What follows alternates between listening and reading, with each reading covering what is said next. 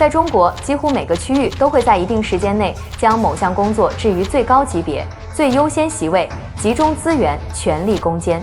对于这样的工作，我们称之为1号工程。而这一次，四川把未来8年1号工程的位置交给了水。2025年11月7日，四川雅安天全县随着一场建设动员大会的召开，引大集民工程正式启动。大家好，我是微笑，今天我带大家一起看看天府之国引大集民的超级工程。2025年11月7日，24节气中的立冬如期而至，川西高原的崇山峻岭已被初霜覆盖。然而，在雅安市天全县那片沟壑纵横的土地上，一股足以改写地形图的能量正在汇聚。随着一场规格极高、规模宏大的建设动员大会正式召开，引大集民工程的动工令响彻深谷。这一刻不仅是几代水利人梦想的启航，更是四川命运的一次剧烈波转。从汹涌澎湃的大渡河到孕育了千年文明的岷江，这项总投资高达575亿人民币。预计受益人口涵盖3413万众，建设工期长达96个月的宏伟蓝图，正是由蓝图变为现实。它不仅是四川省水利史上最昂贵、最漫长，也最雄心勃勃的一次跨流域调水方案，更将以一纵两干的战略规划，在四川盆地的西缘铺开一张跨越261公里、呈人字形分布的世纪水网。这不仅是一项水利工程，它更像是一台庞大的生命维持系统，旨在解决一个困扰四川千年的命题：如何让这片土地的繁荣不再受制于单一水源的脆弱？为什么是水？在这个人工智能席卷全球、算力与芯片被奉为大国重器的时代，四川为什么要耗费如此巨资，投入整整8年的黄金发展期去追逐最原始的生存要素？为什么要执着于引大集民？他又凭借什么能够从万千基建项目中脱颖而出，成为统领全省发展的1号工程？答案或许就深埋在2000年前的历史尘烟中。蜀之沃野千里，号为陆海，旱则引水浸润，雨则杜塞水门，故纪曰：水旱从人，不知饥馑，时无荒年，天下谓之天府也。这句话的意思是，蜀地是千里沃野，号称陆海，物产丰饶如海，天旱时就引岷江水灌溉，多雨时就关闭水门防洪。因此有记载说，这里的百姓不受饥饿困扰，再也没有灾荒之年。天下人都称这里为天府之国。这番对成都平原近乎奢侈的赞美，在华阳国志等古籍中流淌了20个世纪，勾勒出了一个自给自足、富庶安稳的人间天堂。然而，当历史的指针拨转到2026年前夕，那个支撑了天府之国2000年繁荣的水利奇迹，正在这片土地急速扩张的现代化进程中，痛苦地逼近它的物理极限。让我们回溯到公元前256年秦昭王时期的蜀郡太守李冰，带着他的儿子，在成都平原岷江入口的咽喉处，用一种近乎神迹的智慧，开启了中华文明最早的，也是最成功的自然改造范本。都江堰的伟大不在于它截断了自然，而在于它彻底摒弃了征服的傲慢。它利用鱼嘴分水堤、飞沙堰溢洪道、宝瓶口、引水口等一系列环环相扣的巧妙设计，顺应46分水、28分沙的自然法则。在丰水期，它能自动分流洪水进入外江，保护成都平原免受洪涝之苦；在枯水期，则能保证60%水量引入内江，滋养万顷良田。它让曾经水旱从人、动辄泛滥的岷江流域彻底变成了沃野千里的粮仓。这项工程至今已持续运行了2200多年。它不仅是一座水利设施，更是四川人的精神图腾，不强求，不对抗，因势利导，天人合一。然而，时间是伟大的建设者，也是残酷的见证者。都江堰有它与生俱来的宿命局限，它本质上是一个对岷江水资源的精细化分配器。这意味着它只能调配岷江本身的水量，而岷江作为一条区域性河流，其承载力存在一个无法逾越的上限。随着成都平原经济区的急速崛起，这台2000年前的发动机已经处于严重的过载状态。当下的数据揭示了一个令人脊背发凉的真相：都江堰的供水区已经从最初的成都平原扩张到了涵盖成都、德阳、绵阳、遂宁、资阳、眉山、雅安、乐山等8个地级市、41个县级行政区。这片土地承载了四川省80%的经济总量，60%的人口规模，但其天然拥有的水资源量却仅占全省总量的20%。这种极度扭曲的供需结构，正将四川经济最核心的引擎推向缺水的悬崖边缘。成都市作为这个引擎的心脏，其人均水资源量已跌破1000立方米的国际公认警戒线，甚至只有全国平均水平的1/4。在某些极端枯水年份，这一数字甚至直逼严重缺水的沙漠边缘城市。更让人焦虑的是，受全球气候剧烈波动以及上游雪山退化的影响，岷江流域的年净流量正以每年1.2%的速度逐年递减。这种缩减是不可逆的。与此同时，成都平原的用水需求却在城镇化和工业化的双重推动下，以每年3.5%的速度疯狂扩张。这是一个冷酷的资源悖论。一个地区越是繁荣，其产业配套对单一核心资源的路径依赖就越深，系统性的性风险也就越集中。都江堰的千古辉煌，在某种程度上反而成了成都平原在水资源配置上的路径依赖。2000年来，天府之国的温润全赖岷江。但当成都成长为一个拥有2100余万常住人口，生产总值直逼24000亿，规模以上工业营收接近18000亿的超级巨兽时，岷江这口古老的深井已经见底了。每一天，为了维持这个庞大城市的正常呼吸、工业运转和生态景观，需要消耗约350万立方米的水，这个数字还在持续跳动增长。每一台电子芯片的洗炼，每一座精密制造工厂的冷却，每一户家庭的日常所需，都是在向岷江索取。如果说数据是抽象的，那么2022年那个酷热的盛夏，则是给所有四川人敲响了一记沉重的警钟。那是四川气象记录上60年一遇的极端高温干旱，岷江的来水量在短短1个月内骤减了40%。那段日子，四川人第一次真切地感受到了缺水的恐惧。成都周边的重点工业园区，为了保障最基本的居民生活用水，不得不进入有序用水状态，甚至部分高耗能产业被迫暂时停产。在广袤的农田中，原本应当保障丰收的灌溉系统，其保证率一度下滑至65%。那个夏天，四川人终于明白，在这个万物互联、电力充沛的时代，水才是那个比土地、比黄金更稀缺、更具终极制约能力的要素。经济学中有一个著名的概念叫做要素约束。当一种核心生产要素成为经济增长的硬瓶颈时，整个经济社会的生产函数就会被迫改写。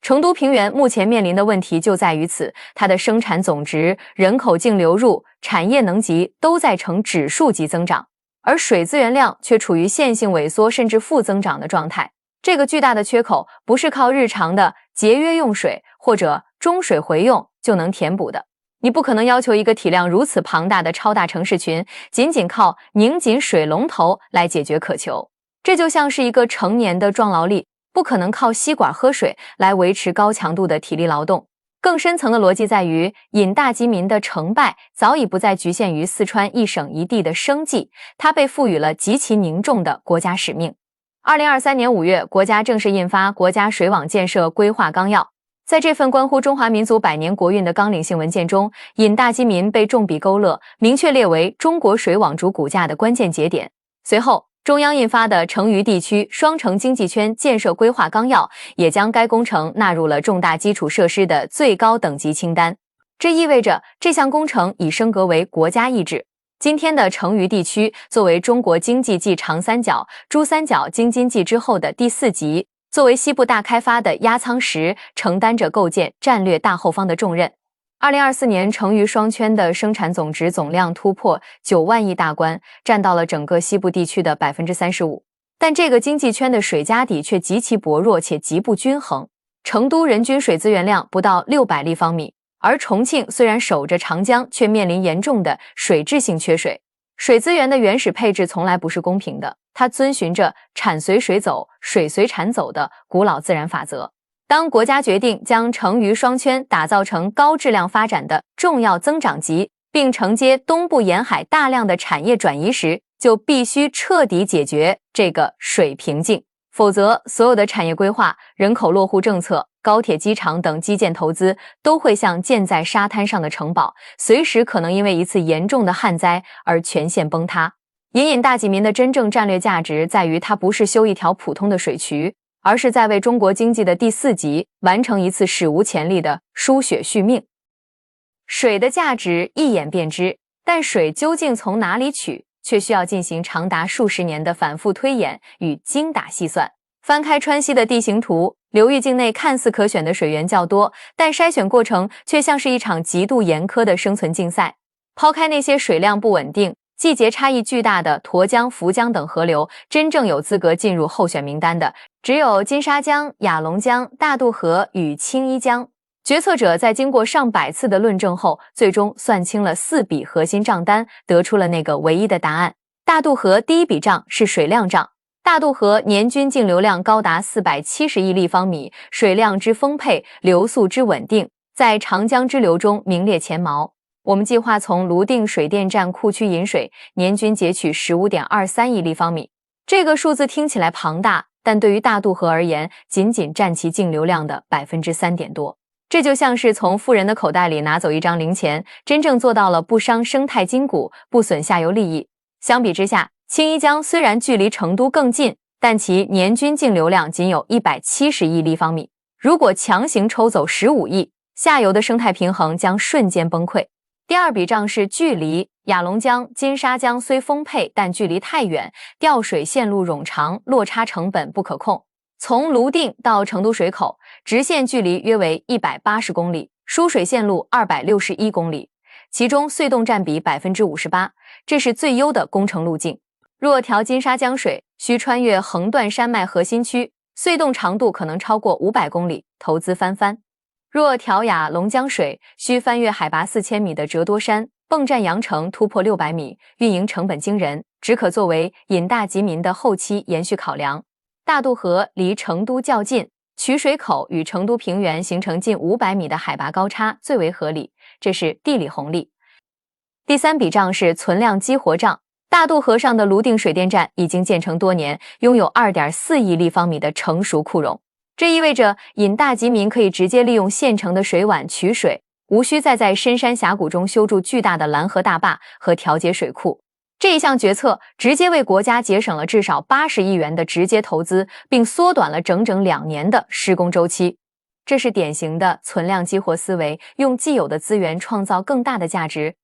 第4笔账是生态同源账。大渡河与岷江同属长江上游水系，两者的补给源泉均为横断山脉的冰川雪水，水质与生态基因高度同源。这种家族内部的调剂可以有效规避不同水系之间可能出现的物种入侵、水体富营养化等跨流域生态风险。相比其他流域，引大集民家族内部调剂余缺。这4笔账算下来，大渡河便成为了这一项超级调水工程的唯一解。2025年11月7日，随着动员大会的召开，那张向世人公布的工程总布置图勾勒出了这一超级工程的硬核骨骼。全长261公里的施工长度被总体规划成一纵两干的布局，总干线从泸定出发，像一柄利剑刺穿巍峨的二郎山，穿越泸定、天泉、宝兴、庐山等重重高山，最终抵达位于大邑县的三坝水库。这一段全长133公里，其隧洞占比竟然高达85%，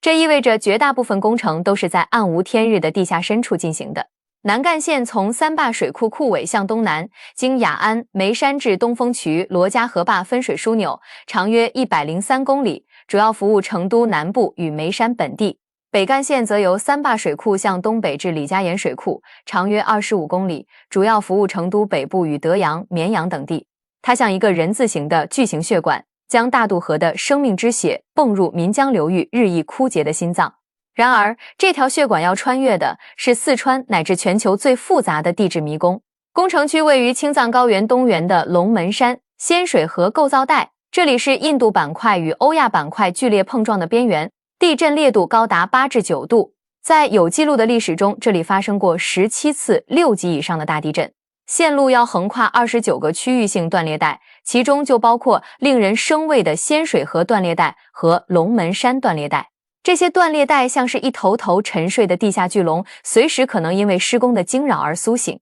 这不禁让人想起川藏铁路。如果你看过川藏铁路的视频，就会发现两者的难点高度重叠。如果说川藏铁路是在天路上绣花，那么引大济民就是要在深渊里，在千寻水流间穿针引线。举一个极端的例子，引大济民中最长的莲花山隧洞长达39.5公里，且最大埋深超过2000米，这是国内水利史上罕见的超长深埋隧洞。而国内直径最大的掘进机每天挖掘面积最快也仅为20米左右，这意味着仅这一条隧洞就需要连续挖掘5年。放在若干年前，这可能是不可想象的施工难度，但今天随着我们在这一片印度板块与欧亚板块的撞击带上不断实践着难度叠加的超级工程，它已经成为了进度表上一个确定的日期与目标。2025年中国在建的超级工程里，引大济民不是最大的，也不是最耀眼的，它不像川藏铁路那样万众期待，也不像雅江水电那样震惊世界，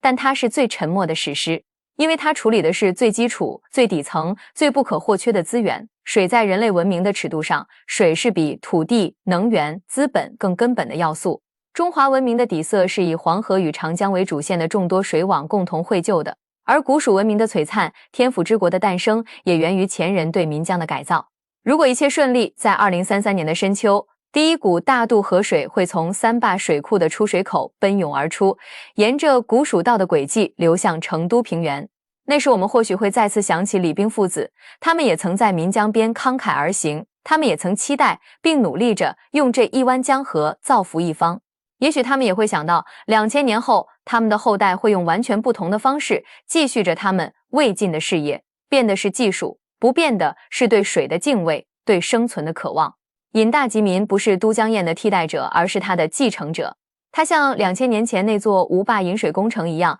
再次证明了一个真理：一片富饶的土地因水而兴，一个不息的民族也必须学会与水共生。好了，本期视频到这里就结束了，我是微笑，希望得到你的订阅，让我们一起见证祖国的辉煌成就和美好未来。我们下期见。